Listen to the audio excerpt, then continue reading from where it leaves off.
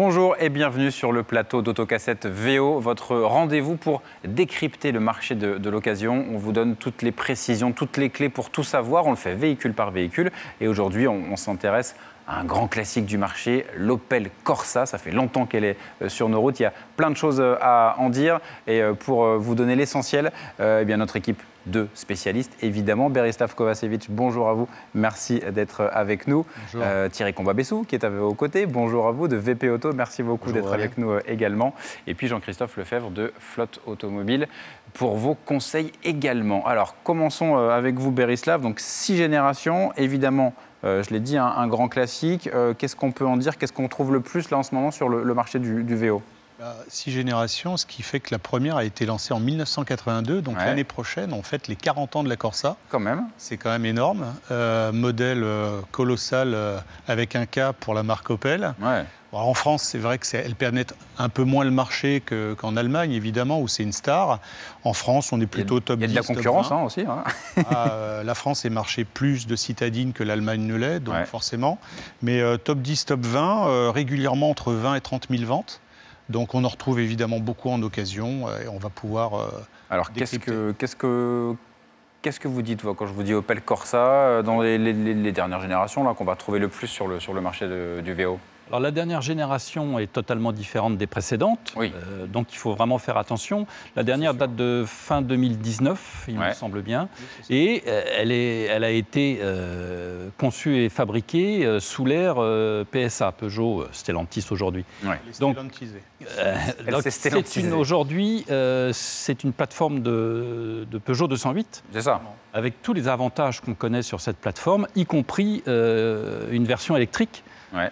Ça peut peut-être intéresser du monde. Ça va arriver sur le marché de l'occasion, bien sûr. Ce que je répète à chaque fois, c'est que aujourd'hui, une Opel conçue sur une plateforme Peugeot, Citroën, donc comme un Grand Land, comme un Moka tout neuf, je trouve que c'est mieux réussi que son homologue chez Peugeot. Donc ça, c'est vraiment pour la dernière génération. Pour la dernière génération. Sur celle d'avant, qu'est-ce qu'il y aurait à avoir en tête en termes de confort, conduite, mauvaise surprise à éviter? Non, il n'y a pas de mauvaise surprise à éviter. Il y avait un train arrière un peu joueur. C'est passé. Un confort un peu à l'allemande. C'était pas d'une colossale finesse, mais bon.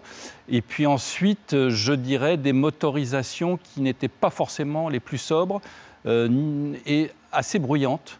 Je pense par exemple au diesel. Mais bon, ça, c'est des anciennes générations qui ont au moins 5 ans. Ouais, très bien. Sur le marché des enchères, comment se place cette Corsa? C'est un véhicule qu'on voit moins passer que sa grande sœur, la 208. C'est un véhicule qui représente 4% du poids de son segment sur les ventes, quand on compare la Clio, qui en représente 15. Donc c'est quand même, il y a moins d'offres disponibles. Et puis c'est une cote légèrement en retrait par rapport à la 208. On est en France, Peugeot a quand même une cote d'amour un peu plus... J'imagine que Stellantis va amener sa dimension pour accompagner la marque Opel. Une vraie différence de génération. Et puis, sinon, qualité, rapport qualité-prix, moi je considère que c'est très correct. Et les versions attendues, c'est plutôt 90 chevaux et les finitions plutôt design ou Black Edition. Voilà. Très bien. Ce type de conseil, effectivement, à avoir en tête avant de se décider. On est bien installé. Il y a quand même un peu d'espace à l'avant. De plus en plus, d'ailleurs, dans les dernières générations. La finition a toujours été honnête. Ça vieillit bien dans le temps. C'est important. C'est vrai qu'il y a un manque de présence du produit, de sa diversité dans les réseaux. Vous voyez, on a seulement 6 000 annonces chez les pros, 4 000 chez les particuliers, donc ça fait une offre quand même réduite pour une citadine, et ce qui lui joue un peu des tours. En prix, c'est pareil. L'avantage prix dont on parlait sur les dernières générations, on le retrouve aussi sur le VO. 7-17 000 euros à un cœur de marché à 13. Le réseau Opel n'a pas toujours des parcs d'occasion très très gros. Donc c'est vrai que ça se joue entre les particuliers et les pros, mais il y a quand même 60 000 ventes annuelles. Mais là, c'est vrai que par rapport à la Clio, c'est quand même 4-5 fois moins. Bien sûr. Mais c'est un produit qui tient bien la route. Donc avec un rapport qualité-prix, équipement, fiabilité, confort, qui est quand même aussi à mettre en avant. Excellent. Bon, c'est pas très sexy. Précisons quand même qu'il y a eu des versions sportives. Il y a plus vers Peugeot, mais GSI par rallye, mais avec des vrais moteurs 2 litres, 4 cylindres essence, qui étaient alors avec des réglages châssis spécifiques et qui étaient vraiment des voitures amusantes à conduire et qui avaient d'ailleurs des comportements tout à fait différents. Merci OPC, le label sportif. Voilà, le OPC, merci. C'est vraiment des voitures plutôt intéressantes. Alors c'est un petit public, mais ça peut valoir le coup de regarder de ce côté-là. Il ne faut pas hésiter pour un acheteur français à même regarder le marché allemand et suisse.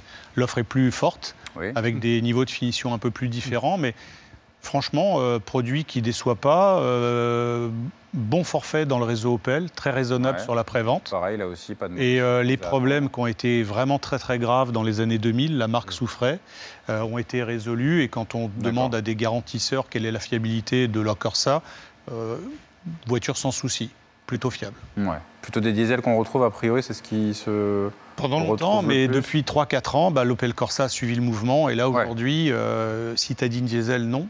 Électrique un peu, micro-hybride, mais surtout essence. Essence depuis 5 ans. Est-ce qu'on peut anticiper en se disant que sur le marché là, de l'occasion qui va arriver, la version électrique, elle pourra trouver sa place, c'est-à-dire qu'on sera, en termes de qualité-prix aussi, sur un le problème, c'est qu'il n'y en a pas vraiment. Hein. Tout le monde parle de ça arrivera, mais on n'y est pas. C'est pour ça que je parle d'anticipation. C'est quelques pourcents du marché, donc c'est pas grand-chose. Donc sur l'occasion, je ne sais pas ce que ça vaut. Oui, il faut anticiper. Mais elle peut se positionner. Oui, non, mais en plus, c'est une excellente voiture. Alors là, une fois de plus, une Peugeot 208 électrique, c'est moins sympathique qu'une Opel Corsa électrique. Donc à tout prendre, autant prendre une Opel. En plus, elle est moins chère. Et ben voilà, ce sera le mot de la fin, en se projetant un petit peu sur la version électrique, et évidemment pas la majorité de ce qu'on retrouve sur le VO pour l'instant. Merci à tous les trois d'être venus sur le plateau d'Autocassette VO, et à très bientôt.